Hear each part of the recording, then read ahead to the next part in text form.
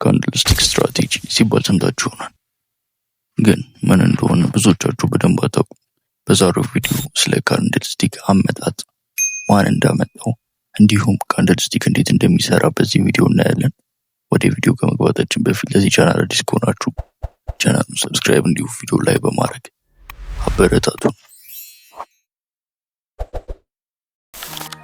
ካንድልስቲክ ምንድነው የሚለውን ስናይ ካንድልስቲክ ማለት ትሬደሮች በተለይ በፎሬክስ፣ በስቶክ፣ በክሪፕቶ የተሰማሩ ትሬደሮች መቼ መግዛትና መሸጥ እንዳለባቸው ለመወሰን ካንድል የሚያነቡበት መንገድ ካንድልስቲክ ስትራቴጂ እንለዋለን ማለት ነው። ብዙ ጊዜ ካንድልስቲክ ትሬደሮች የተለያዩ ካንድሎችን በማንበብ ሃይ ዊን ሬት ያለውን ትሬድ ይገባሉ። ወደፊት ምን አይነት ካንድሎች እንደሆኑ፣ እንዴት እንደምናነብ፣ እንዴት እንደምንጠቀም በሌላ ቪዲዮ እናያለን ማለት ነው።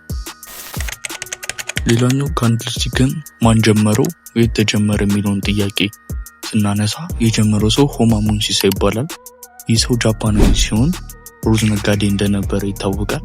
በዘመኑ ይህ ሰው የገበያዎች አምላክ ወይም ዘ ማርኬት ጋድ በመባል ይጠራ ነበር። ይህ ሰው በትሬድ ህይወቱ ስኬታማ የነበረ ሰው ሲሆን ከ10 ሚሊዮን ዶላር በላይ በዚህ ስትራቴጂ ሜክ እንዲያደርግ ረድቶታል ማለት ነው።